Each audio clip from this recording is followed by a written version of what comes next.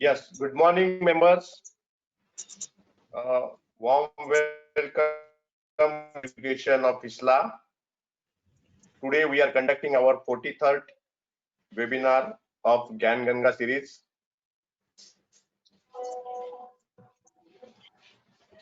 Members, you are requested to please give your feedback on training@isla.net.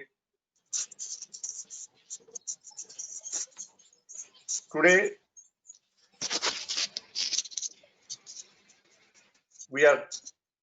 our panelist, Mr. Sainani sir is there, and today's topic is CPM insurance and claim reporting.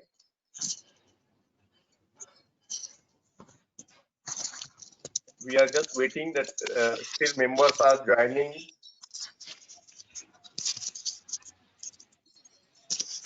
Hello. Yes, we are waiting, sir. Members are joining. Okay.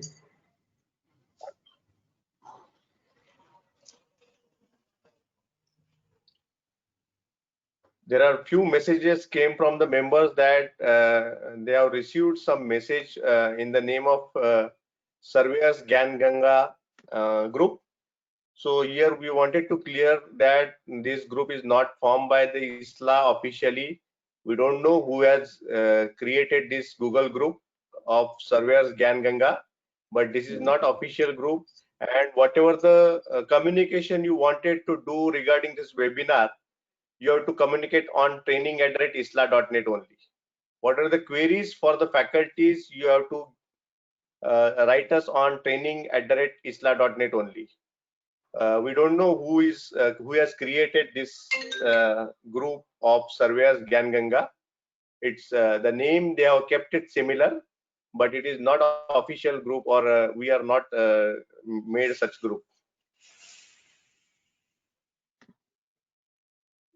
So with this, we wanted to start with today's webinar. I request Sainani sir to start with today's webinar. Good morning. Yeah, good morning everybody. अच्छा मौसम हो रहा है, बारिश है. I think everybody must be facing from minor to major rainfall. I understand Mumbai and Surat had great rainfall yesterday. So today's session is focused on CPM insurance and claims. I have deliberately not kept as a policy because I assume that most of the members are aware, who are attending, are aware of CPM policy. And if at all they are not aware, I would request them to go through the policy once. Though we are going to brush few slides pertaining to coverage and some of the other issues. The second part would be how a report is presented in case of CPM. I think I'm going to share my viewpoint. That does not mean that is the only way. There may be additions, alterations, changes altogether. And I would request all of you to share your views on LMS, and you can write to me on my email ID and WhatsApp number also. So we are going to start our presentation of Gyan Ganga number 43, CPM policy and claims. So claims, I have focused more on reporting part. There are certain issues which needs to be elaborated, and we have to understand, we have to absorb what all the policy says and what is covered in the policy and how to address various situations. Now, if we see the contractors, plant and machinery does not mean that this insurance is only for the contractors. It's a misnomer. Okay. Now, anybody who owns a machine or hires a machine can opt for contractors, plant and machinery equipment. This contractors, plant and machinery equipment policy or CPM policy is given to mobile equipments. Normally, most of the insurers, they do not cover mechanical or electrical breakdowns. Okay. So we can understand that this is an unnamed peril policy akin to all risk policy, which is exclusion driven policy. Okay, like fire, there are certain specified perils A to F. Here you won't find that the perils are defined. No, perils are not defined. Sudden physical damage is the coverage. Okay, So we have to see what are all exclusions are applicable. Uh, this is different from motor in many aspects. In my miscellaneous class session, I touched this part briefly, and today we are going to talk about in a little greater details. Okay, so this can be given to construction plant and machinery, heavy construction machinery, and heavy mobile machinery. It's a popular name in practice. CPM is a popular name in practice, saying contractors plant and machinery. Okay, now what all we are going to discuss in session briefly about what is covered, what is not covered. Then exceptions. There's a long list of exceptions which we'll briefly touch. We are not going to discuss in detail because others will have no time for reporting part, which is our area of interest or which is the core issue. Whatever we do in field, we collect so many data, so we discuss with client and various agencies. But if we are not able to present our report in a nice, ingestible manner, it creates a lot of issues, a lot of problems. And hence my focus is more on reporting and less on the policy. Exception, excesses, probable causes, few important issues, other pertinent issues, limiting policy conditions, total loss. There was a special request from one of the insurer who wanted to attend this session. I welcome the insurers also who are special invitee to the session, if at all they are there. Where there was a very specific question on GST, which is a hot topic these days. I'm going to address that issue also with regard to CPM claims also. Then on account of cashless settlements, on account and cashless settlements. Normally it was not there, but of late for last 4-5 years, I'm observing that many clients and some of the insurers are willing to come forward to on account and cashless settlements in case of larger losses. Then how to expedite settlements? Difficulties faced by a surveyor in CPM claims. This is a totally different. I mean, it's not neither purely engineering nor a motor. It is somewhere in between. So the concepts are engineering, working is engineering, skill set required is engineering, whereas some of the motor issues are involved because most of the equipment owners, individual owners or hiring out equipment, they have migrated either from commercial vehicles or from contractor side. Now, point number 13, this is though this is included in slides, but today we are not going to take this session because case laws, once we understand about the policy and once we see how the report is presented, next session, if an opportunity is given, if the organizers want me to present, I can present 6 cases, 15 minutes each, which will be the classic cases demonstrating various principles. Let us go on to the next slide. What is covered? Very brief. Insurers will indemnify the insured against unforeseen and sudden physical damage. Okay, which is not excluded. The property should be covered at the mentioned location and necessitating immediate repairs.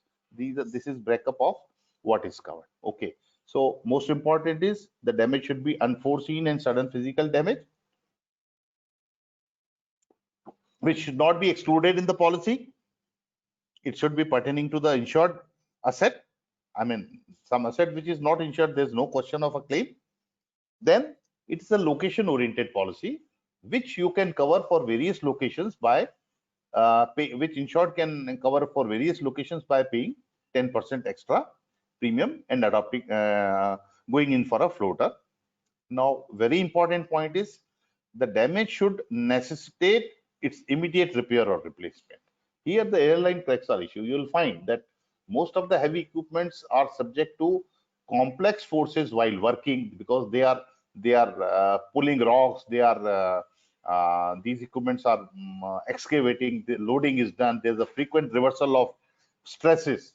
Wherever stress concentration is there may be certain hairline cracks, and these hairline cracks are not a subject matter of this CPM policy. We have to keep in mind that if an immediate repair or replacement is not required, such kind of hair cracks you will find in crane booms, in excavator booms, and such heavy structural elements. You will find that wherever there's a stress concentration possibility, there are hairline cracks, which insured can call for ask for replacement, but we have to take shelter of this particular, I mean, coverage portion.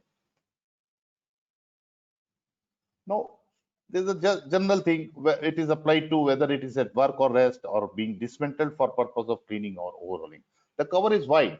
I mean, if an equipment is being dismantled for purpose of cleaning or overhauling, there's a fall of the item. Suppose I'm opening a cylinder assembly, going over to the boom, and suddenly it falls. This may also be a part of claim, or in course of aforesaid operation themselves, when being shifted within premises. As I said, this is a locational peril policy, and transit is not covered. Now, people often get confused as to the transit. Say there's a huge property of 100 acres, there's a power plant or a cement factory or a big hydel dam project is there. Okay. Now, the perimeters are defined. In any such case, you will find that the perimeters are well defined. And if the equipment is being shifted within the premises, that will not be treated as transit for the purpose of exclusion. Whenever it goes outside the premises, it is the subject matter of transit policy to be taken separately, or a special contingency policy which includes transit also. Now, there's a very important thing. Suppose if you have dismantled a crane, or suppose if you have dismantled an equipment, say a dozer or loader, okay, while being erected, if there's a damage, whether it is covered or not. Okay. Now there's a lot of confusion. The first clause says, I mean, the 6th point says, but in any case, only after successful commissioning. Now here's a discrepancy. Successful commissioning means first commissioning or subsequent recommissioning. Okay. Had it been a recommissioning, they would have clearly mentioned successful commissioning or recommissioning. Okay. I personally feel, though there may be a difference of opinion, you might think otherwise, but to my mind, I take that suppose if a crane is being dismantled, okay, and the boom falls, okay, or it is being re-erected, so it will not be treated as a separate EAR policy coverage, but the coverage would be within CPM policy. That is what I understand, though I stand by this, but some of the insurers and some of my friends may have a different opinion, and we are absolutely open to such discussions, which are welcome. Now, these exceptions are very big list. I'm going to talk about only important things. Axis, we know, electrical or mechanical breakdowns. Now, electrical or mechanical breakdowns is not a subject matter of this standard CPM policy. I have attended a few claims where MBD is given as an extension. MBD means any kind of breakdown is given as an extension. These are given under file and use policy. I'll not name the insurers, but I have seen policies and I have attended claims where the machinery breakdown coverage was given. This is post privatization of the companies, and after private companies came in. Most of the insurers are not having, and even if they are having, they are not offering this cover to the insured. As I remember, when I was a beginner in 1987, there used to be a coverage in India, MBD extension under CPM policies also, but due to heavy losses of say 400 times claim ratio or 500 times or 1000 times claim ratio, this was discontinued because maintenance practices, level of skill expertise, and adhering to the maintenance schedules, we are weak. Not deliberately, but for economic reasons, we don't want to go for predictive maintenance, or we don't want to go for scheduled maintenance. We only wait for a breakdown maintenance. So to avoid that, since the losses were very heavy, it was decided by the competent authorities to discontinue that cover in 87. And thereafter it is introduced, but it is given with great caution only to the platinum customers. Okay. Now here, if there's an electrical or mechanical breakdown, if it leads to external damage, such consequential damages are indemnified. There's an example. Say, yesterday only I was discussing with somebody. If while pulling a block, say the cylinder rod breaks, okay, and the broken cylinder rod hits some other part of the machine, or say an excavator, or the boom comes down and hits the cabin. Now, what will be the scenario? The clear thing is there will be a breakdown.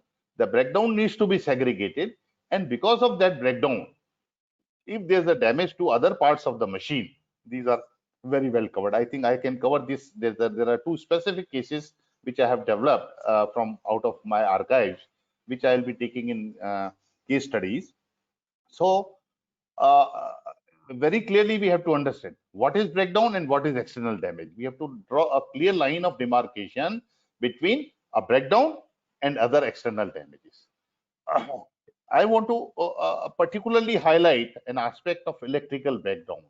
There's a widespread misconception that if there's a fire in an equipment because of a short circuiting, nothing is payable because it is electrical breakdown. I beg to differ. There are very strong reasons. There are citations. There are standard interpretations in the policy. If, say, in an equipment, a fire is initiated even by electrical short circuiting, which is an electrical breakdown, please, because we CPM is already not covering hoses and wiring. Please be careful in making your recommendations. Talk to insurers because the house is divided. Some of the insurers say, yes, you are right. Some of the insurers will say, no, electrical breakdown means nothing is payable. I beg to differ, and I'm open to any debate, any discussion on that aspect. Then there are replaceable parts and attachments, say a rock breaker, a ripper, a trencher, a grab, or gritting machine, which are not reflected in the policy. These attachments can be covered separately by including in the policy. But what happens instead of a bucket, a trenching machine, a trenching attachment is involved, or a rock breaker is involved, and there's a damage to that item. Okay, general feeling is अरे भाई loss तो हुआ है दे दो okay I think that will be injustice toward the country pool contributing pool insurers who are giving money as a way of premium. I think this is not intention of the policy. If a bucket is installed, if an equipment is purchased with bucket and there's a rock breaker or a ripper or a trencher attached to it and there's a damage to that item, I think it is not covered. I take it that way. Then boiler pressure vessels damages are not subject matter of this thing. And these equipments which are designed and licensed for general road use, okay, are not to be covered under CPM. Say, for example, big tippers, 40 tonners, 50 tonners, 100 tonners tippers are there. These are not meant for road use, but a 20 tonner or even a 30 tonner can be used on road. It may be registered also even, okay. Even then, uh, these tippers, though these are registered under Motor Vehicle Act, but they are supposed to operate within that premises. Say a big hydel dam is being constructed. Okay. Now these tippers are working for earthwork only, from site of excavation to site of dumping. Normally they don't go out. Such equipments can be given CPM cover if they are exclusively used for construction site. Suppose if these are going outside the premises, then insurers may say we are not liable.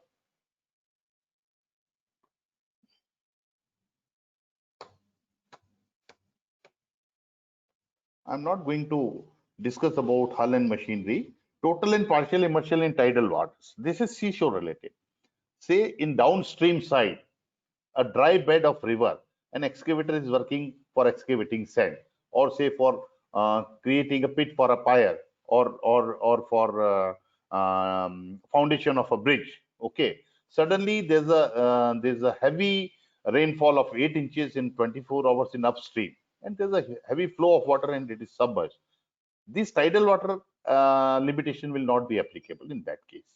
Okay, transit is not covered normally, but there are policies, CPM plus marine combined policies, they call it package policy or SCP or whatever name is given. But they are limiting, say 4 transits only or 12 transits only. Some of the insurers have given infinite number of transits. Okay, so we have to see whether transit is covered or not as a separate add-on cover, and accordingly we have to deal with the claim.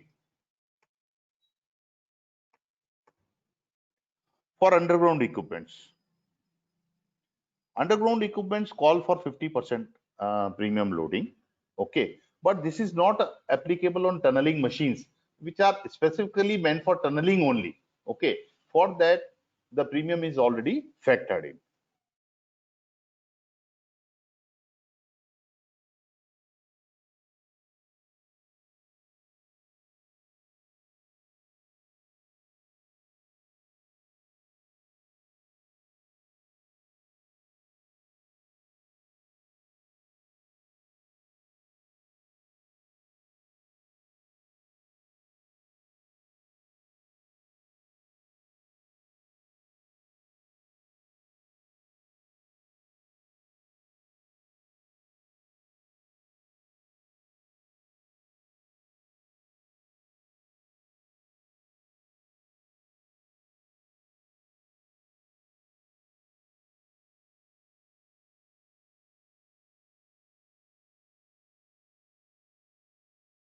falls over the cabin of the crane.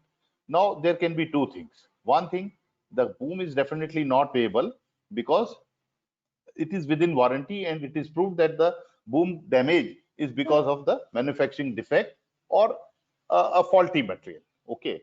Now manufacturer can come forward. Okay, say he says, manufacturer's representative says that okay, I'm going to give boom. You service the remaining part. Normally in such situation, what happens? Insurers will say, or a surveyor would say, this is not my responsibility. You are liable because of the boom damage. The cabin is also damaged. So you service the cabin part also. Now in such situations insured फंस जाता है, मेरे को ना manufacturer देता है ना आप देते हो, मैं क्या करूं? In such situations the legal citations which I have studied, I've been reading all these things, तो मुझे ऐसा लगा कि in most of the cases courts are taking a stand that okay, you have insured the equipment, the manufacturer's portion they have serviced.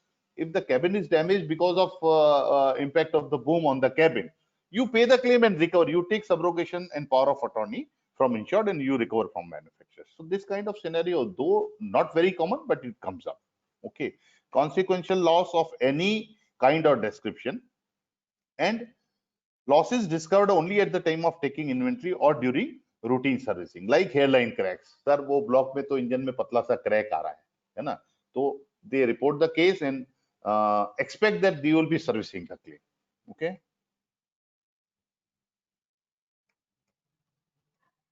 Excess is normally 1% of sum insured subject to minimum. Now I have seen policies that people are applying 2.5%, 1.5%, even more than that. So we do not have any control on that. Insurers, if they have filed their product with additional excess, yes, we have to follow that because we are not the one who are going to correct it. We may merely say that it is indicated and it is between insured and their intermediary and insurance company how they are going to rectify that. Okay, a little bit of deviation here. I have seen that many CPM policies are having non-coverage of hilly area. Now this is something on which I think we are not the one who can comment conclusively. Whether it is hilly area or not, how are we going to decide? We are going to decide because hilly areas are notified. Not that दो छोटा पहाड़ी हो गया तो hilly area हो गया. The hilly areas are notified.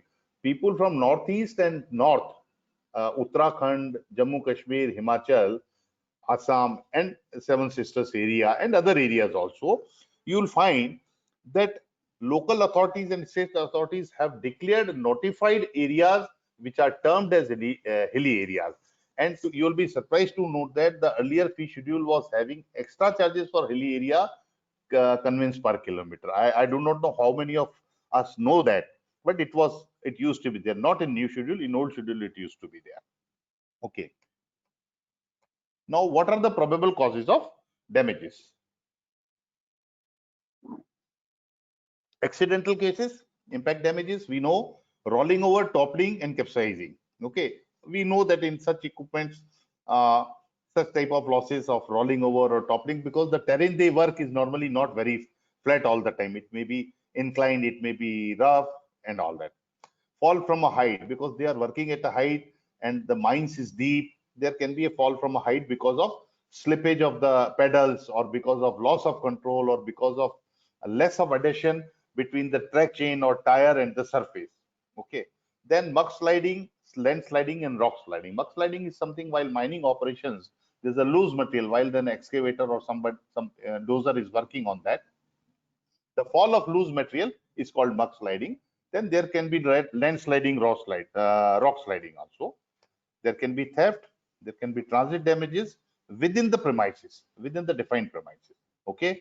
Now, defined premises cannot be 120 kilometers. I have seen road tippers, registered tippers, wherein a CPM policy of 120 kilometers coverage is given. That to me it is a wrong, not a prudent underwriting. I would not call it wrong underwriting because it depends on company's own perception. But giving a 120 kilometers road stretch under construction as a project site and giving a CPM to a registered tipper on a road which is a public road where public access is there, basically it is against fundamentals of CPM policy, but it is given. I have seen some of the policies. Then submerging in water, marshy land, or bogging down. I have particularly highlighted bogging down because Indian policies are silent on bogging down. Like an excavator working in sand bed, in a river bed to excavate sand. Suddenly it starts moving ahead. Say 40 meters ahead, it is going for a new good quality sand. Though the operator or his assistant would go and see, okay, sir, bed is okay, बहुत नरम नहीं है, चलेगा, okay, and suddenly it bogs down because the top layer is hard, but underneath there may be a clayey soil, there may be water absorption, the bed is soft. A person moving on that surface will not make any dent or impact, but a machine, say 20 ton, 30 ton, 40 ton, if it moves, it will suddenly bog down. That bogging down is normally not covered in advanced country CPM policies, whereas in Indian policy it is silent. So we are servicing bogging down claims also. Then there's a very wide variety of causes. Okay, we cannot sum it up in few things, but breakdowns, mechanical and electrical, are not covered. We have already discussed. Subsequent external damages are covered. I know some of the friends are of the opinion that if there's a fire in the equipment and originating from electrical cause, it is not falling within ambit of the policy. I beg to differ. Not otherwise excluded causes. Now they are very specifically it is mentioned that whatever exclusions are there, if any exclusion is not applicable, that means the loss is falling within ambit of the policy. Now, a very important point and a new development. Okay, DL is a bone of contention in such equipments. Okay, the simple general guideline is just check wherever the loss has occurred, just check in that state if that equipment is required to be registered with the motor vehicle department or not. If it is tire mounted, chances are fair that it will be required to be registered by the RTO. And if it is required to be registered, that means there has to be a class of driving. Okay, in that case, a driving license is applicable. Okay, now look for government stipulations, if any. Okay, here I was not able to locate that particular circular. I think some of you must be having, or some of you must have read. Government has clearly said for all chain mounted equipments, there's no need of registration and there's no need of driving license. Okay, now earlier this is about 1 or 2 months only old only circular by the Surface Transport Ministry. And earlier what we used to do, if an equipment is required to be registered, I am not saying not registered, there may be a need to register, and if it is not registered, then it's a breach. Otherwise, what will happen? We will be confirming a breach. So we have to first find out whether that equipment is required to be registered. No, that means no driving license would be applicable. If it is not required to be registered, say required to be registered, there has to be a class of DL. Okay. Next is, if no registration is required, how are you going to define? Okay, the policy stipulates that the person should be fit and proper person. Okay, there are 2-3 ways. First, you have to ask for a training and or experience certificate. You'll find some of the operators will have a training certificate, they'll have an experience certificate with previous employer, previous to previous employer, because they start their career as helper on the machine. Okay, then they start getting chances with ustad. Boss के साथ बैठ करके जरा थोड़ा इधर उधर चालू नहीं होगा तो देखेंगे बॉस कैसे पेडल दबाते हैं, कैसे हैंडल्स कवर करते हैं, how is he doing that, and that is how the knowledge passes on from one to another end. So they get trained over on job and they get experience. So when they start working like an operator, normally they are asked by their employers to attend a training of provided by the manufacturers. The operator may have a training certificate, may have an experience certificate, or both. That is going to help us to let us know whether he is a fit and proper person or not. Even otherwise, we can ask the operator, okay, what he knows about the machine, how is he maintaining, how is he operating. So by general interrogation, we would know that yes, operator is a fit and proper person, and ultimately, in absence of every other thing, a DL, an experience certificate, a training certificate, or something like that, we can certify that though there's nothing on record, but as per our understanding about the machine and operator's responses, I find him to be fit and proper person who is running this equipment or similar equipment for last 5, 10 years, 8 years, whatever may be the thing. I think this we have discussed.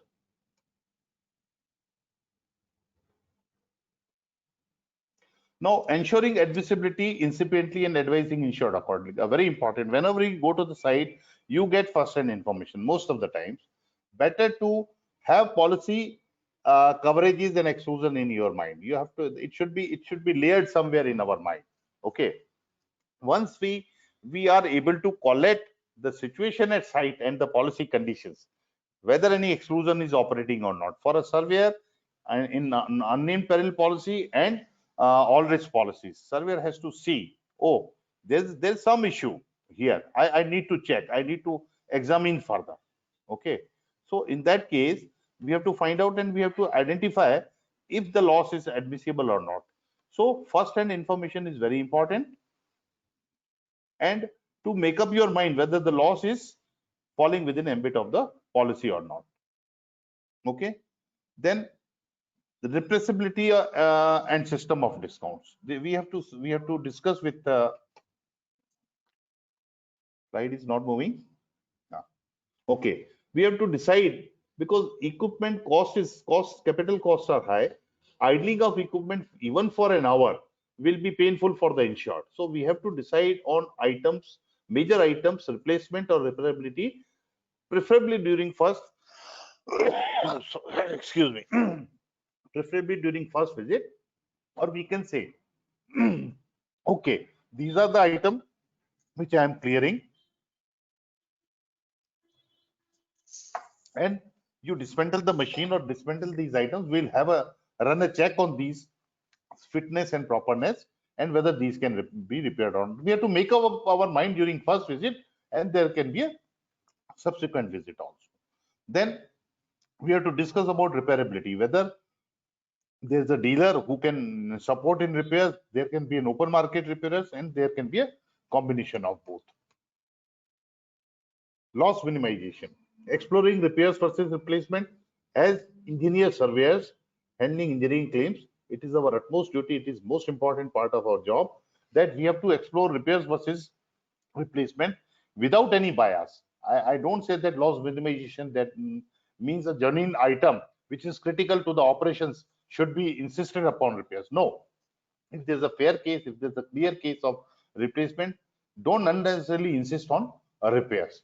That might jeopardize the operations of the machine, that might risk somebody's lives. Okay, so we have to strike a balance between repairs versus replacement, technicalities and economic feasibilities.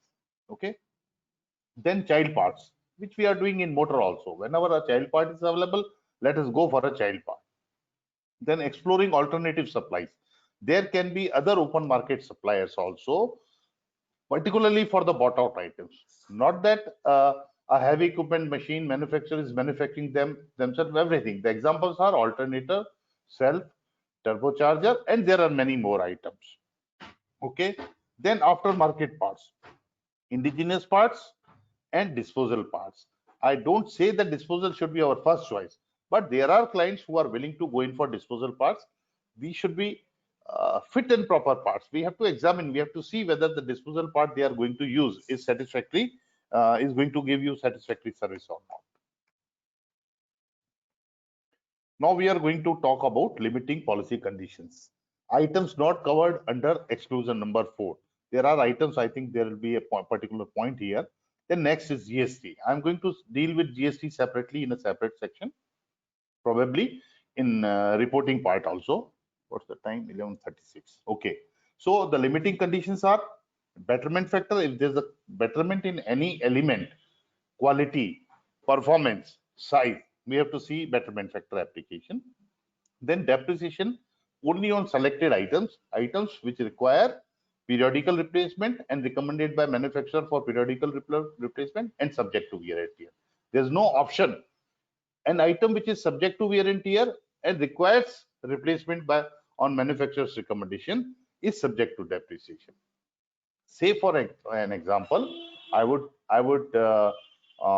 take example of an engine which every machine might be having mostly, but for the electrical machines, a crank normally does not require replacement periodically. A block does not require periodical replacement, but piston liners, rings require periodical replacement. Okay, so the depreciation would be applicable on piston, rings, and piston liners, bush, bearing, etc. Whereas if a crank and block requires replacement, थोड़ा पानी पिला uh, crank and block would not call for replacement. Okay, I mean application of depreciation. The next limiting condition is salvage, average, underinsurance, or excess. Now, what are the items? I think item number first breakup is here. What are the items which are not covered? Flexible pipes, hoses. Okay, hoses are example of flexible pipe. Jointing and packing material regularly replaced. Okay, jointing and packing material, that means gaskets, O-rings, etc. These are not covered. Connecting wires and cables. Entire wiring within the machine is not covered. Batteries and tires are not covered. Earlier prior to 2002, these tires were covered if the equipment is damaged at the same time, whereas these tires have been removed now and are not covered in any case. Now, damage to replaceable parts and attachments like bits, drills, knives, or other cutting edges, saw blade, dies, molds, patterns, polarizing and crushing surfaces, screens and sieves, ropes, belts, chains, elevators, and conveyor belts. These are very explicitly defined, and hence these items will not fall within ambit of CPM policy, even in the event of claim.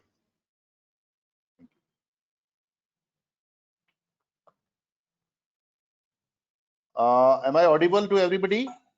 Sameer, Sachin? Yes, sir. Yes, sir. Okay, okay. Monotonous हो रहा था, मैंने कहा check कर लूं whether people are It's sleeping okay. or It's not. 100%. Okay. Betterment factor. Compare old installed damaged item with new code. Now, when we compare the part numbers, you can see that many of the major parts will have a aluminum plate or punch serial numbers. From that, you will find that what is the part number. You'll find that if the part number is different, okay, compare that and find out what is the difference. You will find that, like say a Japanese equipment will not have I at the end. Same part number with I at the end. That means initially it was supplied as a Japanese part. Now it is manufactured in India, and indigenous items. This is an indigenous item. Luckily, this way you will find that indigenous item will have a lesser price as compared to Japanese parts. There are many reasons, low labor cost and all that. Okay, but in some of the cases you will find reverse, that a part number is having I at the end. That is manufactured in India, but replacement part is brought from Japan. The cost may be 3-4 times higher. Here we have to see whether such kind of betterment is taking place. One type. Second type would be, say there's a betterment in engine. There's an engine assembly. Cummins, say ABC 123 engine is there. Okay. Now the same footing, same size engine is giving you more power and better fuel efficiency. Say for an excavator which used to run, used to give 14 liters per hour consumption. Now it is giving 10 liters per hour consumption only. It's a better engine. Okay, the engine number, part number would be different. So you will see that there's a betterment. The efficiency is better. Earlier engine was Euro 4, now the engine is Euro 6. So this betterment is to be compared and adjusted in our assessment.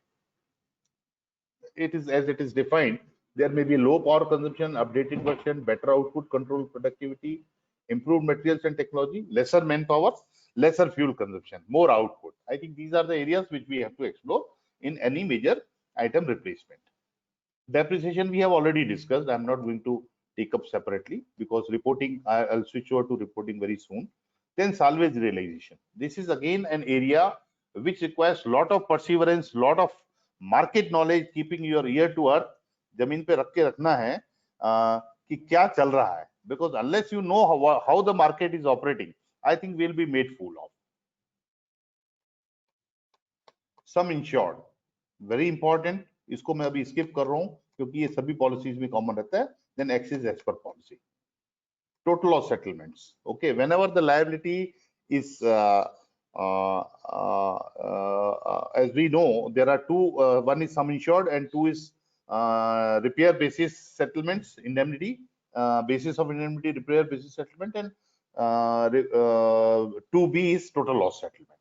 Okay, now total loss settlement में हमको ये देखना होता है कि what is the repair liability and you have to compare with the value of the machine arrived after applying proper depreciation. If after applying proper depreciation, liability of insurance is least in case of total loss, it is declared as a total loss. Broadly, there is a finer point in that which I am not going to discuss because our audience is I mean spread of from junior to senior people. Okay. Now, mode of settlement, we can give a comparison repair liability versus total liability so that insurers will be able to, or you will be able to make a decision or take a call that what is suitable. Now, one thing, normally what happens, estimates given by the repairers may not be complete. Okay. They give you an estimate on superficial basis without going into nitty-gritty of the damages suffered by the equipment, even internal damages. Okay. So sometimes you will find that it may be economical feasible to repair, but technically it may not be viable or feasible to repair the equipment. And hence in that case, we can mention, we can discuss with insurer and insured and repairer that rather this proposal normally comes from repairer. Sir ये possible नहीं है, आप कितना भी पैसा लगाओ तो ये बनेगा नहीं. Okay, so that is the case of actual total loss which may not be economically feasible. In that case we discuss with the repairer, okay, if you open the equipment, how far you have to put more equipment, then they give you a figure, ballpark figure, sir 5 lakh रुपए extra खर्चा हो जाएगा, labour extra हो जाएगा, and then he will say even after that sir the equipment will not perform. Okay, these are the situations put together which brings an equipment to a situation where it is declared as a total loss. On account payments like motor department or even fire department, it has started, though only in major cases. Say if an equipment has suffered a major loss, 10 crore equipment and 2 crore loss is there, in that case surveyor can visualize that okay, my liability of insurance would be 1 crore 50 lakhs. We can recommend an account of 25 lakhs or 50 lakhs or something like that. Okay. Now there are required documents for on account which we all know.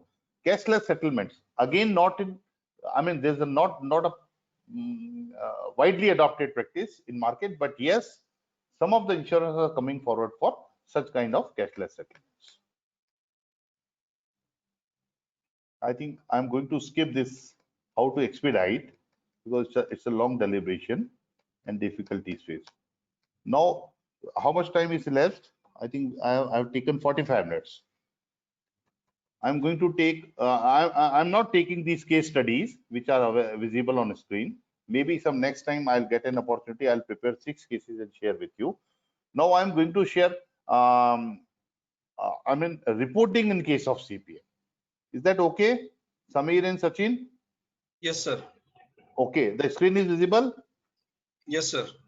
Okay, I'm going to take this Word file as demonstration of how normally a reporting is preferred by the insurers or whatever I have learnt over the years in such type of cases. There may be many variations, there may be many addition, alteration, updation. Okay, I welcome any such suggestions. Please do write to LMS, do write to me on my email or even WhatsApp, which number I think would be available somewhere in the slides.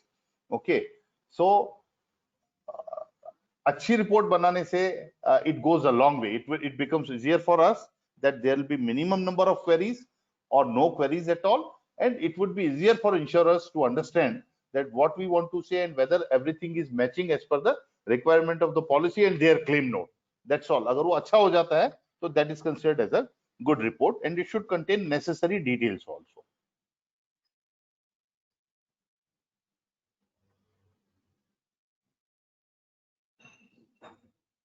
Okay, so I'm going to start with insurance particular, the policy numbers, what the kind of policy, what is the period. I think these are all usual things which we are mentioning. Then there can be more than one item in one policy. Most of the time we'll find that there's only one item in one policy. But when a fleet owner contractor or a mines owner contractor is there, mines owner is there, or a cement factory is there, or a hydro project is there, you'll find there'll be several equipments. Okay, so in that case we have to segregate what is the item number, what is the sum insured for that item. There cannot be that all equipments lying at so and so idle projects are covered. There cannot be such situation.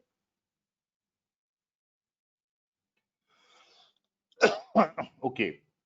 Now, insurer's name, insured's name, and all that. Now, this is an area comments which I think is very subjective. It should neither be very long nor it should be very brief. We should give, because this is going to give gist of our entire working, that who deputed us, from where, how we proceeded, what was discussed. There were certain issues, there were some disputes or disagreements, or these are the special points. All these we can give as a narration in this report. And one more thing, recently, I mean, of late, IRDA has started saying that from the date of reporting, within 60 days, the claim should be settled. Now, what happens once you take photographs? Insured goes scot free. मजे में आ जाता है. अब तो हमारा photo हो गया, अभी हमको पैसा मिल जाएगा.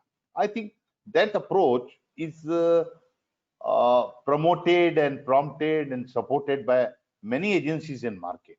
Okay, because of lethargy of the insured, it is the pressure is felt by the claims team of the insurers, because the marketing team of insurers, they will keep on harping upon claims team, and claims team will keep on harping upon you. Report nahi dete ho, report nahi dete ho. And the problem is the documents are not given. So the times have gone where we used to call them, "Arey bhai, wo document de dena." No, simply write a mail, send a registered letter, preferably 3 registered letters. क्योंकि मैंने महसूस किया है कि people who own equipment may not be very literate, may not be very systematic. They may be one-man organization. So not only making them a call, we can send them a list, and all this is required to be listed in this abstract form, because ultimately, end of the day, it is the surveyor who is scolded, and the marketing team who will scold claims team, and claims team will scold you. Better to record all these things. Then we can give an extract of, say, when the loss had occurred, what was the place or what was the location. Now, there's a vital point. I observe one of the SMS I have received from Mr. Asulkar, who again is a faculty, that place and location will have 2 parts. Place mention is ABC. Okay. Plot number 20 or location number 20, ABC Nagar, etc., etc. That needs to be verified and needs to be confirmed that what they say is right or not. Okay. There are ways and means. Nowadays, we can take a Google location also. Okay. And you will find the name also might be appearing. Now, if the policy is subject to floater, there are 2 school of thoughts. One school of thought says that the floater location should be predetermined, pre-declared, that my machines will operate at these 4 locations, these 4 idle projects, my machines will operate. I'll arrange for my, transit insurance. Okay, you don't worry about transit insurance, but you declare your locations upfront. Okay. Now, there is another school of thought which says that a floater in fire policy may not be compared with floater in CPM policy. This is what I understand. Mr. Azulkar is online, I suppose. Yogesh, I got it. Okay, thank you. Hello. तो इसमें 2 school of thought prevail कर रहे हैं. I think we can have a discussion, we can have a debate on that. What is the correct position? Because policy का indication ये कि floater में indication होना चाहिए. But nowadays what is happening, the policies which we are getting, floater anywhere in India. Okay. So anywhere in India means anywhere in India. If today it is operating in Shillong and tomorrow it is going to Una in Himachal Pradesh, you have no right to, or you have no business to poke your nose in that there is no list given. Okay. Very few policies I have seen that a floater locations are indicated. Most of the policies are on all India basis. Now, how this has come into practice, I would not like to comment on that. Then we can give our dates when we were appointed, when we visited, when it was surveyed. There can be more than 1 visit. Okay. Then if there's a preliminary survey, wait for preliminary survey or call for preliminary survey. Nowadays it has become easy. You may be knowing the surveyor. Okay, you can say, "Hello friend, mujhe bhej do ek." And even if you don't know, this is an opportunity to interact with a brother. Okay, we can get telephone number, we can get email ID, and we can request him, "Yaar, a copy mere ko bhi mark kar dena."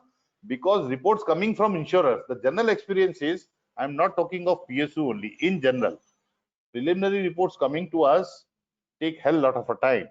It may be it may be months together. Okay. Okay. Then if it's your first visit, release a preliminary report or a flash report, whatever you call, or a status report. Okay. Location per policy we have already discussed, and there can be situation where we have to differ. Sir, location तो ये था और actual location ये चल रहा था. There may be certain borderline areas also, like mines at plot number 10. Okay, and suddenly you will find that the loss has occurred at plot number 20 because the another mines is also of insured, या वो किसी काम से गया, उसने बोला यार मेरा मशीन फंस गया जरा निकाल के दे देना. ठीक है. So on the way travel करते हुए या मशीन के ऊपर काम करते हुए if there's a damage, in that case we have to explicitly tell insurers that there is a change in location. This is difficult in case of mines where there may not be a pakka method except the display. Normally under Mining Act, every mines is supposed to display mining lease number and clearly define the areas, but at times it is difficult. Now for what purpose it was used? Okay, then logbook and record. You'll find that single machine owner or small enterprise, say having 3 machines, they may not have a very good recording systems, but big companies or big insured, like a cement factory, they have a full-fledged maintenance department, they have a full-fledged operation department, so they are maintaining logbooks. Wherever logbooks are not maintained, we can request that operator's notebook should be given. Every operator normally will have a notebook. I started work at 7 o'clock. Okay, there was work lead up to 9:30, and thereafter there was no material, so I was idling. Then I started working at 11 and up to 1:30. I came back because there was a blasting time. I mean, this kind of things. Then they have to mention their diesel consumption also. Okay. Total running hours and diesel consumption. These are the way a notebook is maintained. Excuse me. So sometimes we are getting some good information from these notebooks. Better to ask for and get hold of these things during first visit, put a signature, take a cam scan and keep with you. Okay. Then next, whatever preliminary report or survey report is either carried out by another surveyor or by you, we can mention that this is the scenario we have released this report. About the equipment. The equipment details ideally should be mentioned in the policy, but the policy may not have full space or full specification area. So we have to note down all the specification, what are the specifications, and we have to make it part of a report, particularly with regard to life elapsed.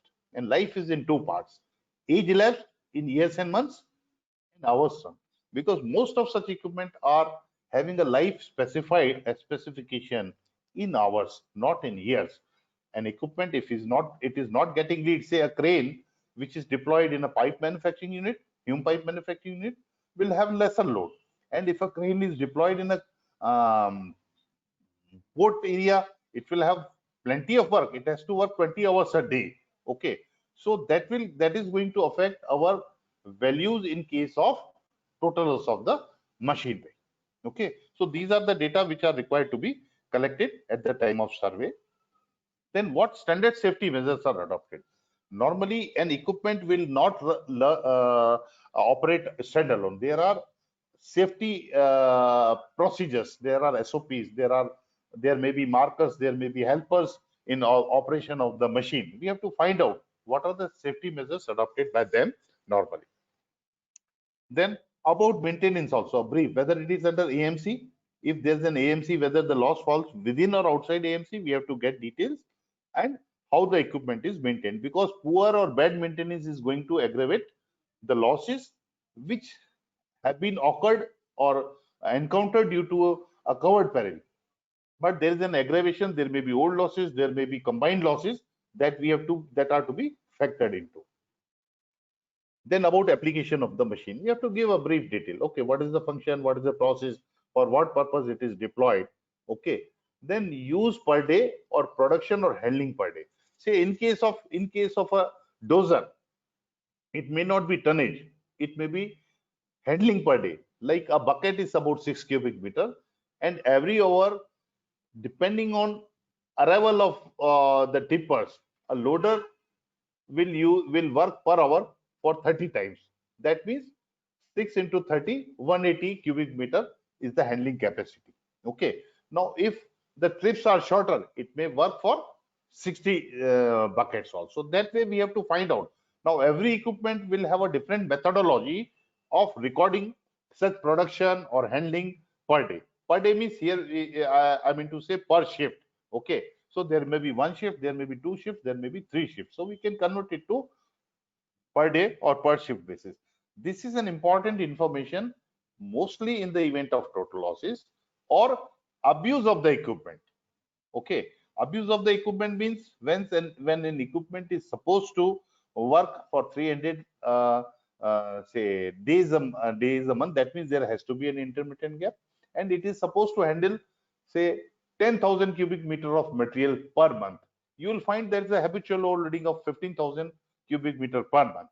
Okay, so this is going to have a bearing on values in the event of total loss. Then loss. What is the location? What were the circumstances? Cause and nature of loss to be noted immediately during first visit, and a note to be recorded. An operator's statement is to be recorded. If at all operator is not available, a supervisor or an officer or somebody who looks after the work is to be noted and recorded. Thereafter, history of losses.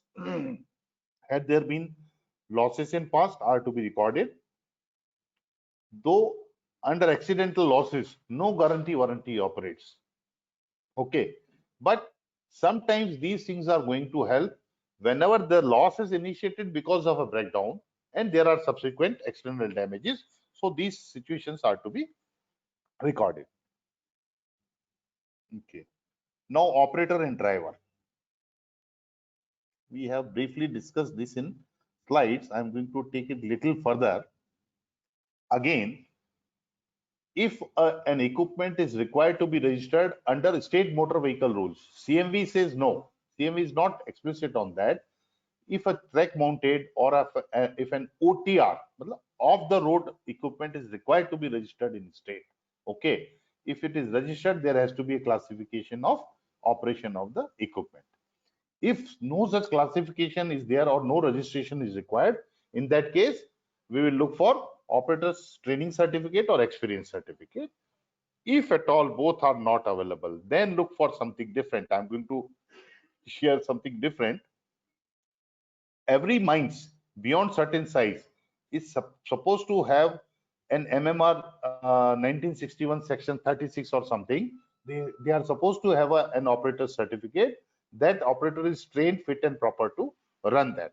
Okay, but this is to be applied with caution. This is to be asked for with caution, or it is to be inquired, because mines less than certain specific size, certain hectares or certain acres, they are not supposed to follow these rules. Okay, this MMR 1961 is applicable on certain types of mines where this is essential. And if you ask them what is the mines MMR 1961 saying on this, whether you are falling within that ambit, yes, you have to give that certificate. If at all nothing is available, in that case it is my call, it is surveyor's call, because ultimately the report would keep shuttling between lower office to upper office. I mean, from DO to RO or from BO to DO. They'll keep asking you driving license, driving license, driving license, and you end up in trouble because you will be considered as an unreliable surveyor. Okay, कुछ पता नहीं है उसको, कुछ भी नहीं आता है. Okay, so after all these things, we have to understand there may be a situation that I have never seen a giant shank ripper, and I'm asking operator को पूछता हूँ, भाई तुम क्या जानते हो? No, he will feel offended. अच्छा. So since how many years you are running? Sir, I'm running for 15 years. I mean such type of equipment. अच्छा. पहले कहाँ काम करते थे? Sir, पहले मैंने वो डैम पे काम किया था, इस पे काम किया था. अच्छा. तो तुम्हारे पास तो experience certificate होगा. I mean that kind of intelligent questions are to be asked, and you have to fathom, you have to measure whether the operator is having sufficient experience, knowledge, expertise to operate this equipment safely or not. Now, you are assuming responsibility, since nothing else is available, you are assuming responsibility to declare and certify that the person is fit and proper to run this equipment. And hence, we have to be very careful. We have to understand, first we need to understand what the equipment is. and how it is to be operated. That is part one. Part two is none of the equipment owner will give such equipments to a an experienced person. That is what my feeling is, because I have been doing a lot of such claims. So while certifying, we have to be very careful, and we have to give an impartial picture to the insurers. Let them take a call.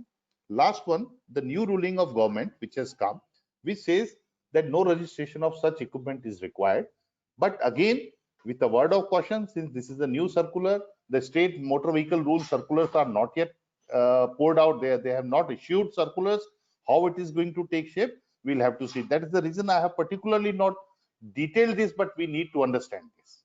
Okay. Then what are the other application documents? If it is registered, a registration certificate. Okay. Date of registration. If it is not registered, then it has to be date of purchase. Then we have to see make, manufacturing year, and what is the variant. This is very important. We often miss on this variant part, because I'll give you an example. I am currently handling a case of JS200, JCB JS200 excavator, which is a case of total loss. Everything I am getting is for JS205. Okay.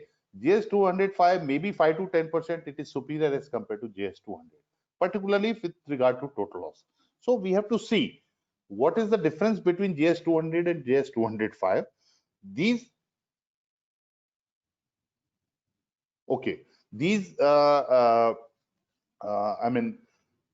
equipments are to be compared for various things. Like JS205 is a Euro 6 engine, JS200 is a Euro 4 engine. Okay, I mean that kind of, if there is a bucket size change, if there's a electronics is better, if the fuel consumption is less, all these things are to be compared. This is particularly with regard to total loss scenario. Now, it so happens that though the equipment is JS205, but the unit rate quoted for spares is of JS205. That also is required to be kept in mind. Now, then there are three types of numbers: an engine number, a chassis number, or some of the equipments are having an equipment serial number also, which is third. That means two parts put together, there's an equipment serial number. We have to tally this with policy, invoice, or registration certificate. If there's a difference, you have to report. If there's no difference, you have to confirm.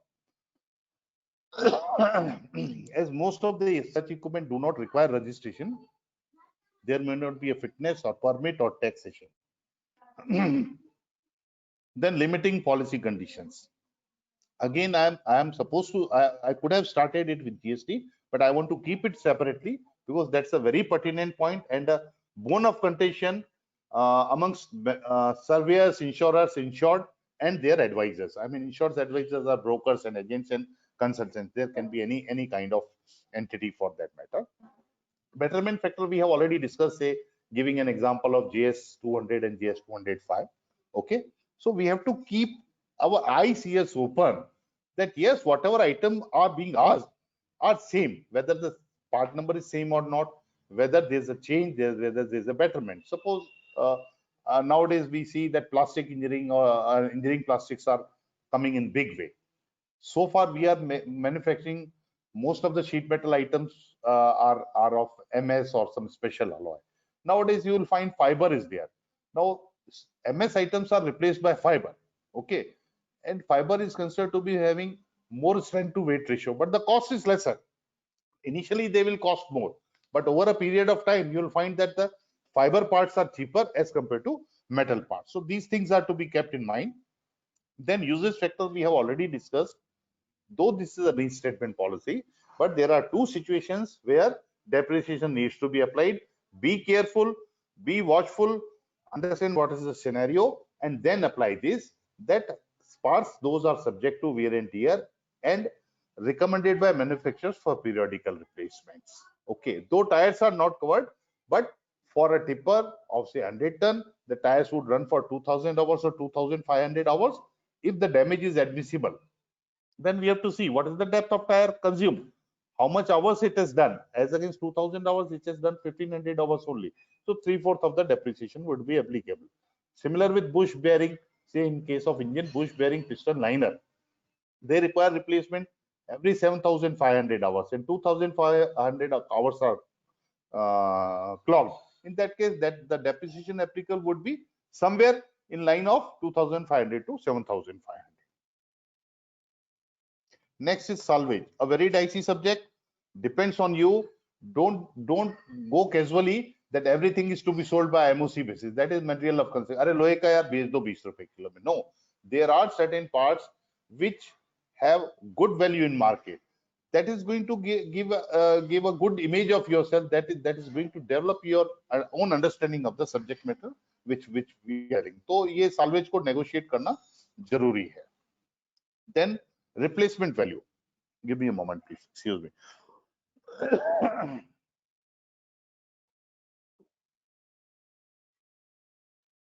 Okay. Cost. We most of the time what we do, we ask either insured or the supplier for a quotation. Okay, that is the best method because every time the manufacturer or the supplier is not going to give you quote. For insured, yes, if insured tells him, he has to give it. They will not give it to you. Okay. Then, as I gave you an example of GS 200 and 205, less improvement factor. Okay, there may be an improvement factor of 5 lakhs or 2 lakhs or 3 lakhs. We can apply that. Then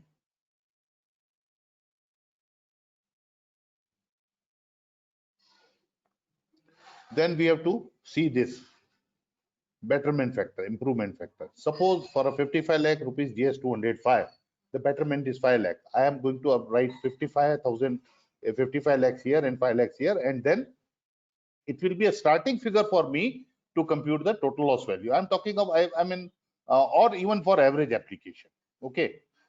Now for GST, again, I'm going to skip it here. I'll discuss it elsewhere. Then what is the total cost? GST can be added or GST can be deleted. That depends on situation. Then add for transportation. What is the total landed cost at site? What is the handling erection cost? Normally, such equipments are supplied with erection cost only. Okay, there may be separate cost for erection that is to be added. So what we get is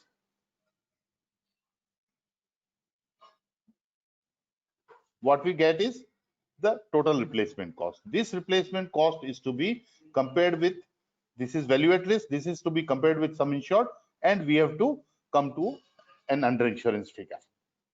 Okay, if average is not applicable, it is not there. In that case, what we do? We will not apply any average. If there's an average of 5%, 10%, 15, whatever the percentage is applicable, we have to mention it here. Okay. Now, X is again, the erstwhile tariff stipulations are very clear, which were revised in 2011. But what is happening? You will find that in policies, the average figure exhibited may be different from what you perceive as a normal tariff figure. Normally, it is 1% of sum insured subject to some minimum amount, 12,500, 25,000, 50,000, or whatever. Okay, but we have to see whatever is mentioned in policy. We have to tell insured that this is what I am applying. If you have any difference of opinion, and even if you know that it is applied wrongfully, you can talk to your insurer, I'm their insurers, and tell them, sir, I feel this 1% is erroneously mentioned as 10%. They will say, no, we have given so much of discount, that's why we have applied 10%. Okay, 10 times discount, so we have applied 10% discount. Okay, that kind of situation, we have to cater to the needs of the insurers and insured, but normally it is 1% subject to some minimum amount. Whatever is mentioned in policy, we have to follow, but with little application of mind that there can be a mistake also, and insured should not be penalized or put to hardship. Now, recourse. We discussed the situation when a boom had been broken due to a manufacturing fault within warranty period, and the broken boom had fallen on cabin or machine underneath. So the loss can be divided in two parts: manufacturing defect, which will be serviced by the manufacturer, and the second part, which has occurred due to that failure. Though the policy is servicing, okay, but sometimes insurers say, I am not going to take this call. Let insured talk to manufacturer that because of that fault, this thing is also damaged, you pay. But our policy is having provision, and in such cases, mentioning this is just to sensitize to the issue. I mean, this is not a very simple and straight situation. This is dicey, so just to sensitize to this issue, I try mentioning it in my report. Is there a possibility of recourse or not? Okay. One moment, please. Excuse me. Now we come to other element which requires adjustment and which has become bone of contention of lot of disputes between many insured insurers and surveyors too. Okay, I'll try simplifying whatever I have understood. I don't claim that this is the ultimate thing. Okay, if we read the basis of sum insured, it is very clearly saying, to the extent, I mean, dues and custom duties. Now, dues is a word which is very critical. Okay, if we see dues, when the policy was drafted, there was no GST in India. Okay, long ago, maybe some 40-50 years back. Okay, so we have to see there are two accounts. One is a capital account, capital equipment account, or capital expenditure account, and second is government account. For insured, I am talking from insured's point of view. Okay, I purchase an equipment in 1 crore rupees. So my capital account, it will be booked as capitalized amount 1 crore, and there is a 18% GST, say 18 lakh rupees of GST is paid. So what I do, since I am a registered entity, if I am not a registered entity, what I'll do, I'll capitalize 100 lakhs plus 18 lakhs towards GST. I'll capitalize in the equipment, and I'll take income tax benefit not only on 100 lakhs but on 18 lakhs also. I'm trying to simplify the things because most of the engineering surveyors are engineers. I assume that, and none of the chartered accountants are working in engineering department. That is what I presume. There may be exception here and there. Okay, so मैं ऐसा समझ रहा हूँ कि the difficulties which I am facing, my brothers are also facing similar difficulties. We need to understand 100 lakhs plus 18 lakhs capitalized.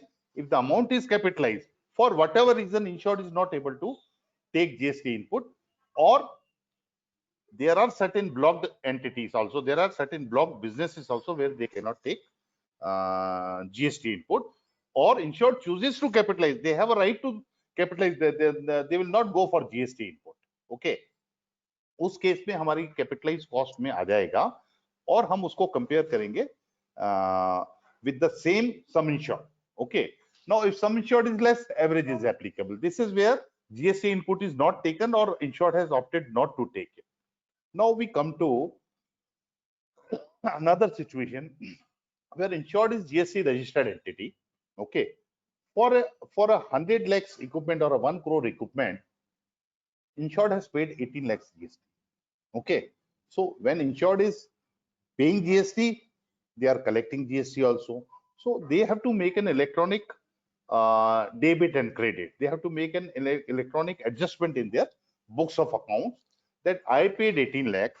Okay, and I am selling material and I am collecting 30 lakhs. Okay, so as against 30 lakhs, I will take credit of 18 lakhs.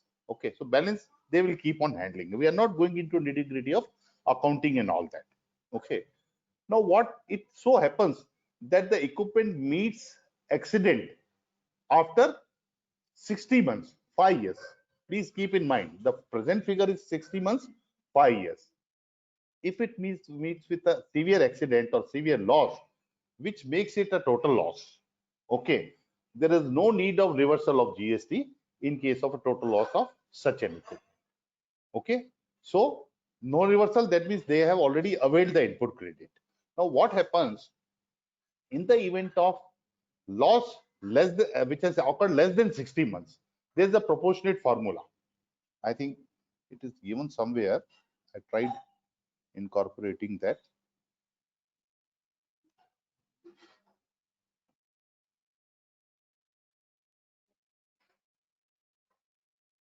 Okay, 1 by 60 is 1.67%. Okay, per month the GST availment which insured can take is, in the event of total loss, rest of the, say it is used for 10 months, that means 10 divided by 60, 1 by 6 is the percentage which they have already consumed, and they don't have to revert their duty, and rest of the duty is required to be reversed. Now with all this in mind, we have to see what is the basis of insured's declaration of sum insured. Say equipment 100 crores, that's all they have registered. That means there is no intention to, in the event of when there is no proposal form. If there's a proposal form, things are clear. And if it is not mentioned in proposal form, we come back to square one and we have to see what is the replacement value as against 1 crore recoupment. The replacement value is 1 crore only. Ideally, let us take it this way. So what is the 18 lakhs treatment? There's no intention to insure. So we will not touch the GST aspect. Okay. For computation purpose, we can show and we can delete. But if say sum insured is 135 lakhs, insured anticipated that this 1 crore equipment, there will be an escalation of 10% and I am insuring it for 135 lakhs. In that case, that means that the basic cost 110 lakhs plus some GST is insured. Okay. Now, insured's liability for every month is 1/60, which is 1.67%. If an equipment is used for 10 months or 12 months, insured has already availed credit and they have to reverse for balance of unused life. So keep in mind 60 years life left 1/60 per month multiplied by number of months. That is the amount which they have consumed, which is not to be reversed, and rest of the amount which is required to be reversed is to be given to the insured, provided sum insured is adequate and GST is involved. Though sounds little complex, but it is not as difficult as it is sounding. Okay, I am going on to next slide because we have to keep some time for question and answer session also. Photographs. We have to take very good photographs, very explicitly telltale photographs, and we have to mention some remarks. I call it call out sheets. We can do it anyway. We can do it, write it with a pen. Many softwares are available. We can, they populate the photographs and you go on typing your comments. So it gives an impression, because the person who is evaluating your file may not be aware of all these equipments. Even if he is an engineer, he has never seen that equipment. He's an electronic engineer, he's an IT, he's a civil, or whatever. So it may be difficult for any common person to visualize that. Better to give your photographs with appropriate comments and marking so that they understand, and that generates a lot of confidence in their mind, and ultimately the files are pushed I mean to the next level in a better manner. So I recommend that all the photographs taken should be self-speaking, should be telltale, there should be remarks, and it should be given. I have also observed that some of the mines, some of the projects are having CCTV cameras. If such an occurrence is captured in CCTV or by some person who is video recording or mobile recording, we can ask and for a copy, and we can include that in form of a CD. Then, as I said, admissibility is a very important aspect. Okay, we have to very clearly narrate that the loss has occurred because of this. Insured has to merely tell there's a damage due to fall. Okay, here the onus of proof is on us. Sorry. Onus is on us to prove that the loss is falling outside ambit of the policy. Us means on insurers, that means we are deputed by insurers, though we are an independent entity. We have to see whether the loss is admissible or not. So to see a loss is admissible, we have to see how the loss has occurred and if any exclusion is applicable or not. If the exclusion is not applicable, we have to fairly say that the loss has occurred because of so and so reason to our mind, and it is none of the exclusion is applicable. This is the abstract of this whole reporting thing. Then we can mention estimates, what date, what is the basic, what is GST. Here I have probably given the computation. I'll just show you. This is estimate GST amount. Okay. Now this particular sign, dollar sign, says GST input is available to the extent of 1.67% per month or not available. I explained you, unregistered entity, it is capitalized, it is not available. We have to pass on that cost as element of cost to the insured. Okay. If not, for the life left up to 60 months, 1.67% multiplied by number of months is the consumed life for which GST input is not to be reversed. For rest of the month, GST input is to be reversed. That is to be considered as element of cost if it is included in sum insured, if the sum insured is adequate. Okay. Now there can be a scenario when insured might say, no, मैं तो agree नहीं करता हूँ. Refer the matter to insurers and take a call on final call on that. Then assessment, we can always give a schedule of assessment where we can mention that this item is bent, broken, warped, whatever may be the situation we can mention. You can give it here also. Some of the surveyors are giving in body of report. They explain everything like a spot survey or a preliminary survey. What are their observations? And in tabular form, they give the amount only. Whereas my methodology is that everything should be explained opposite the part. What are the damages and what we are considering.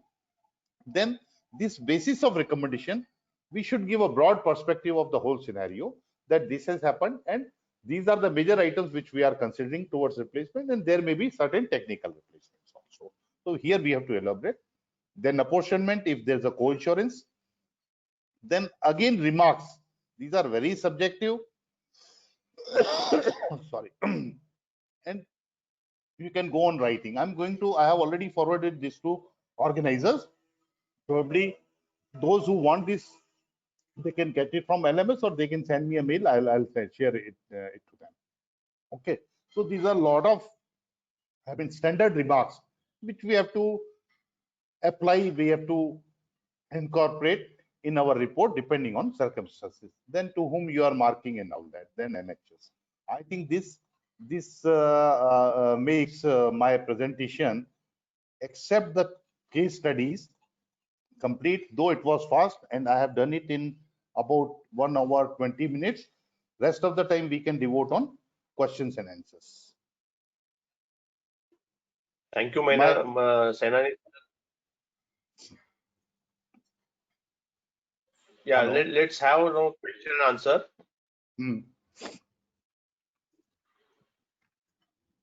So member can raise the hand or the question which already there is a question from Mr. Sandeep Mashru. Will plastic parts, fiber parts attract depreciation? Sandeep भाई, ऐसा होता है कि plastic part and fiber part does not have a stipulated life. The guiding factor will be these may be subject, because every item is subject to wear and tear. Even a frame, which is a rigid frame weighing about 3.5 tons, it is subject to wear and tear, but it does not call for periodic replacement.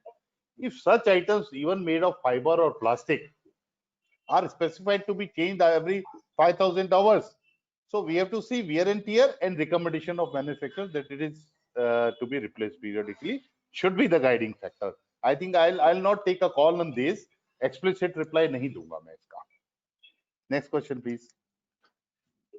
All underground machines have limited hours life. In case of loss, depreciation would be applicable or not? No, you have to repeat question. All underground machines have limited hours life. In case of loss, depreciation would be applicable or not? In case of total loss or partial loss? In case of both the loss, they are not mentioned, Mr. Okay. Who is asking this question? Shiv Kumar Somani. Okay, Shiv Kumar Somani ji, हमारे पड़ोसी हैं, दोस्त हैं, neighbor हैं. Okay, Somani ji, देखिए, there are very clear guidelines. Items which are subject to wear and tear and call for periodic replacement are subject to depreciation. This is our reply in case of spares, if these are required to be replaced. Okay. For underground equipment or any equipment, service surface equipment also, most of the equipments are having their life specified in hours, subject to operation manual guidelines. Okay. So in the event of total loss, basis of indemnity 2B clearly says that it is the value of the equipment which will be recommended by applying suitable depreciation. Say, let us take example of a PC 300 equipment of Komatsu. Okay, it is having a specified life of 20,000 hours. Okay, now take example of a soft excavation mining, say sand mining. They run machine for 20 hours. Okay, and say another equipment which is required for some work, lighter work, they run 5 to 8 hours per day. Okay, so lesser number of years, more hours will be consumed, and for another machine, lesser number of hours for more years will be there. You have to compare both the equipment. So you know life of the equipment is 20,000 hours and the life left for the equipment is 12,000 hours in one case, and 6,000 hour in that in another case. So you can compare. It may not be linear all the time, but thumb rule says yes, linear 6 by 20 and 12 by 20 will be the guiding factor for applicable of depreciation, particularly where the life is specified in hours. Yes, Okay, please. great.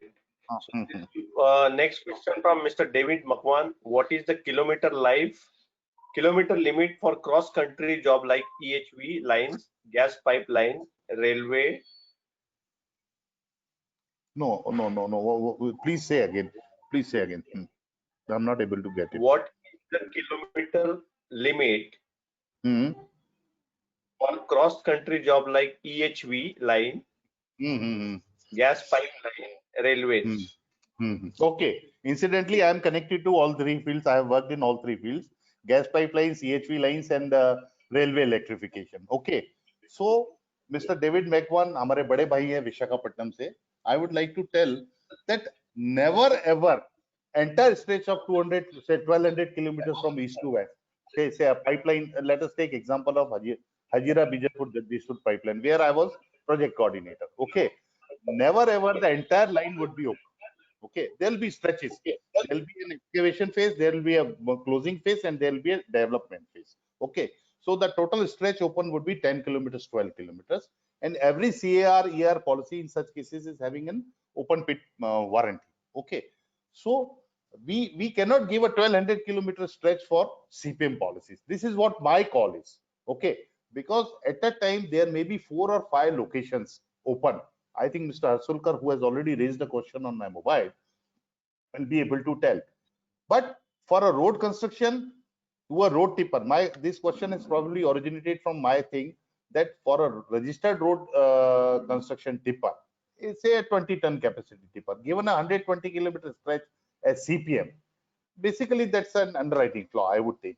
But in such projects, extra high voltage transmission lines, railway electrification, or gas pipelines, for that matter, they give a stretch limitation of warranty that the project will be open at 5 places at a time, each stretch 15 kilometers. These are called stretch warranties. Okay, so we cannot say that excavators and cranes working 1,200 kilometers are covered. That will be too big a risk covered by insurers, for which the premium would be very high. That's why the stretch warranties are applied.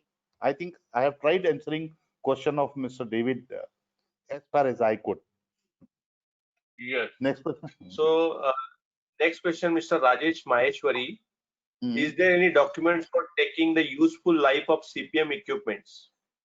Why not? The documents means manufacturer will tell, na, they have their projected life. Like for a heavy duty, their life hours would be lesser. For moderate duty, the higher hours will be higher. And for lighter duty, they will have more hours. Normally, they have specified life. They guarantee a life up to warranty, say 2,500 hours.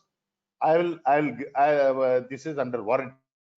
Beyond that, there are OEM who are taking who are taking per hour basis maintenance charges from you, that I'll maintain your equipment 500 rupees per hour, say up to 5,000 hours. So these lives are defined. For most of the heavy equipments, the lives are defined. The only thing is they do not want to share with you for whatever reasons, because that might jeopardize their claim. This is the scenario. So next question from Mr. Sunil Radhakrishnan. Is piston ring admissible? Piston ring? No, there can be. I need little more elaboration. Piston ring means in what sense? If there's a damage, if a big boulder has fallen on the engine, okay. If a big boulder has fallen on the engine and the block is cracked and it requires piston ring replacement also.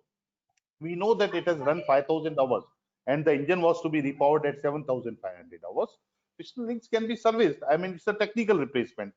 It can be considered 2,500 by 7,500 unused life. That can be considered, to my mind. Okay. So how much depreciation, Mr. Question from Karan Kapoor. How much depreciation? The question is not clear. Okay. So is there any boom axis Again, question from Raj. Karan पूछ रहे हैं. Okay. Now, I will try explaining it little bit. There is a boom access for cranes more than 10 metric tons capacity. Okay. Now, what happens? People have come from various walks of life. Mostly, you will find that many people have come from marketing side or from MBA side in claim processing. The things are very clear. Boom is a boom. For crane, it is applicable. Okay. What is the question? Say again, मैं थोड़ा उसको correlate कर लूं. Boom axis. Boom axis. What is Boom access axis, in okay. boom? Okay. Now what has happened? People have started applying axis on every boom. Let it be an excavator boom or boom of whatever. I mean, even if you call, say an EOT crane is there's a boom. उसके ऊपर भी apply कर देते हैं. To my mind, boom axis is applicable in case of cranes only, having capacity more than 10 tons. For other items which are generically, generic name is boom, that axis is not applied. But I have seen in policies that boom everywhere, boom they are applying 20% axis. To me, it may be their internal policy of applying 20% axis by file and use products, but I have not seen their file and use products, so I'll not be able to comment. But for cranes more than 10 tons, yes, there's a boom axis. For other booms, it is not there. Okay, next question from Mr. Narendra Maru. Damages while loading in vehicle for shifting to another site could be part of CPM policy? नहीं, मेरे को पूरा सुनाई दिया. There was some signal missing. Please say again. Narendra Maru. Damages while loading in vehicle for shifting to another site could be part of CPM policy? How can that be? How can that be? That cannot be, because the marine cover, I mean loading on a excavator, say loading a crane on trailer bed. Okay. That is subject matter of a marine policy. That is not subject matter of CPM policy.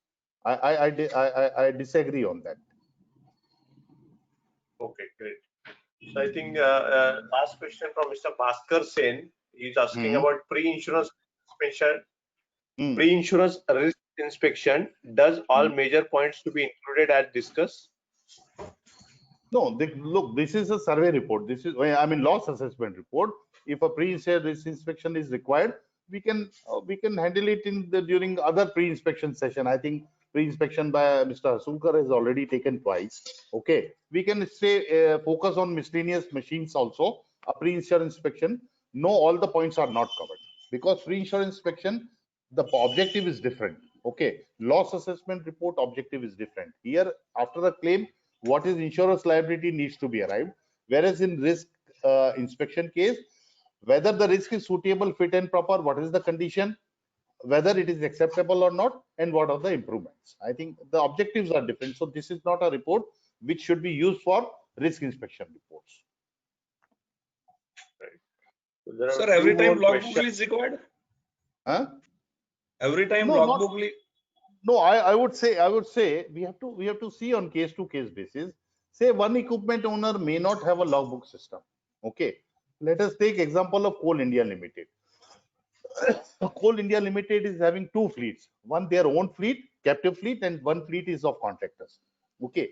So Coal India says that my equipments will have invariably a logbook. Each equipment will have. And they insist that their contractors should also have. Okay. But contractor, subcontractor may be there. Okay. A main contractor is then there may be three subcontractors. One of the subcontractor is not maintaining, but the contractor is maintaining that and Coal India is maintaining that. Similarly, for a single equipment owner, there may not be a requirement. उनका मुंशी होता है, उनका एक supervisor होता है. Okay, he keeps track of every day. इतना घंटा चला, इतना diesel हुआ, इतना billing हुआ. Okay, and that man is trusted man of the owner. Okay, वहाँ नहीं भी रखते हैं. It may not be, it is not an absolute necessity, but it helps us identifying various factors in the event of dispute, in the event of disagreements, or identifying what actually had happened. वो absolute necessary नहीं है, लेकिन जहां होता है हमको मांगना चाहिए. there are certain questions directly on my mobile. If the questions are over, I would like to address these No, questions there if are time. still 4 questions. One is Okay, from okay. Mr. Nikhil Pandey. During the Uh, fire in excavator, is it hmm. required to check the quality of fuel used at the time of loss? Does the mixing of diesel oil with kerosene or other fuel can leads to reputation of claim through the Mm, equipment was on okay, though the okay. equipment was Now, what I understood, Mr. Pandey, no? Mr. Pandey is asking this question. on Mr. Nikhil Nikhil Deshpande. Nikhil Deshpande. Nikhil Deshpande Nikhil ji, देखिए क्या है, आजकल ये बात बहुत ज्यादा चल रही है कि they people are mixing kerosene और people are mixing even biodiesel. आप देखिए biodiesel, some of the states they have prohibited biodiesel sale from pumps. Okay, it is allowed only to the farmers. Okay, now you will find that Gujarat is having an open policy, open pumps. People are mixing. Okay, I got your point. To reduce operational cost, people are mixing some material. Okay, Mr. Deshpande says that if it is found that diesel was mixed with kerosene, say rationing वाला जो kerosene होता है वो सस्ता मिलता है, ठीक है, and the fire has originated from that. That means you have suitably and by way of forensic examination you have established two things. One, how the fire started. Fire started because of contaminated or mixed fuel. I will not call it contaminated, I will call it mixed fuel. Okay, and you have established that beyond reasonable doubt. Okay, give opportunity to the insured. If insured is able to come up with something, okay, otherwise report it to the insurer. So this is the scenario. Now insurers will ask me as a surveyor, okay, whether my risk is aggravated or not. Okay, we should be in a position to reply that mixing of kerosene in diesel has resulted in aggravation of the risk. To my mind, kerosene and diesel will have a similar flash point. Okay, and it cannot initiate normally, in normal course it cannot initiate a fire, but had it been a petrol mixing in something, yes, it could have initiated a fire. So let the insurer take a call. If we are so confident, if we are so sure that because of mixing of some external material in diesel fuel, because equipment is supposed to run on diesel, and if you are aggravating the risk and the fire has initiated, yes, insurers can take a call in major alteration in the risk. My viewpoint. I would like to have your viewpoint, Deshpande जी. आप बताइएगा फिर. Sachin, next question. Can we go on to the next question? Hello. Yeah, there are still more questions, but what I'll suggest now, you take one or two more questions, and most of the people is asking for the format which you are shown. So I have asked them to write a mail on this training@isla.net. I have put it in question box also. So you just write us the mail, and we in reply that you will get the copy. So we'll one take thing, it from Sachin, Sainani. yeah, Yeah. I would request that this cannot be a one-way exercise. There has to be a two-way exercise. After receiving that, please do suggest us what are the amendments we can do. We will update it and post it on our system also, LMS system also, so that next generation who are coming, they should go on updating that. Correct. Right or not? Yes. Absolutely. So there are still more, I think 8 to 10 questions. You take a one or two question, then we'll close it because it's at 12:40 now. एक mister DCS Raju का question आया, I would like to address. आप एक दो पूछ लीजिए तो मैं उनको एड्रेस करना चाहूंगा. उन्होंने बड़ा एक्सप्लिसिट कर लो एड्रेस कर लो. अच्छा. हाँ, good afternoon Raju ji. His question is, I mean, suggestion rather. CPM policy cover requires additional endorsement for machinery deployed underground. Standard CPM policy doesn't cover the damage of such machinery deployed underground. Obvious. This is very clear in tariff that if an equipment is operating in underground, there will be 1.5 times, I mean 50% loading of the beam. This is very clear. I probably touched this aspect that tunneling machines, the loading is already factored into it. Any other equipment running in underground will call for 50% extra premium. Now, what discounts they are giving is their lookout, but the tariff says so. Say a tunnel boring machine or a tunnel drilling machine, okay, is working, the premium is already factored in. In that case, underground premium is not required to be charged. But for any other equipment, say a loading dumper is going, okay, say LPDT, let us call it a low platform dump truck. It is going. So for underground, the premium charge would be 50% extra. Very clear. Yes. अभी आपका पूछ लीजिए और भी है questions. I think I'll answer them personally, or we can take that in our question hour sessions later if required. Yes, yes. We need to take the question or session. Hmm. There are 2-3 big questions are there. Should we take it? नहीं, big questions में पढ़ने में ही बहुत time लग जाएगा. Let us take small questions, and these questions, if these are sent to me, I'll try answering those questions and we will upload it Correct. to the delegates. So there is the last question. We will take it from Mr. Love Patel, though he is a Anji. senior surveyor. हाँ. The equipment if playing in illegal mining area, many of times during illegal mining, risk is aggravated or proper mining cautions are not taken. Or each surveyor has to comment on. Lav ji, देखिए आपके area में काफी mining है. I understand. No, any illegal venture, insurance में ये fundamental, any illegal venture, insurers might take a call. Rather, whether they have to take a call negative is as per their manuals. Okay, what is happening? Illegal activities, any illegal venture taken by any insured is not subject matter of insurance. I think this is the very fundamental thing. अब उसमें वो they are not taking adequate care. Their roads are not developed or their terrains are not developed. These may aggravate the risk. As far as I am concerned, I as a surveyor will try giving the factual position, clearly telling insured that your venture, if you have given me a mining lease, okay, and if it is the same location, that means it's a legal venture. If it is an illegal venture, now it is up between you and the insurance company. Let them take a call. I think मैं इसके ऊपर call लेता ही नहीं हूँ भैया. ये EBIT में आ रहा है पॉलिसी के, ठीक है, इलीगल वेंचर है, report it to the insurers, let insurers take a call. It is our utmost duty, it is our paramount duty to let the insurers know that this is the scenario. I think this should be my call. I do not know क्या हमारे पास में कोई authority है क्या उसको repudiate या no claim करने की. No, I think we are not the one who take a call on this. We merely represent them. This is the scenario. ये हो रहा है, काफी जगह पे हो रही है ये प्रॉब्लम. Right.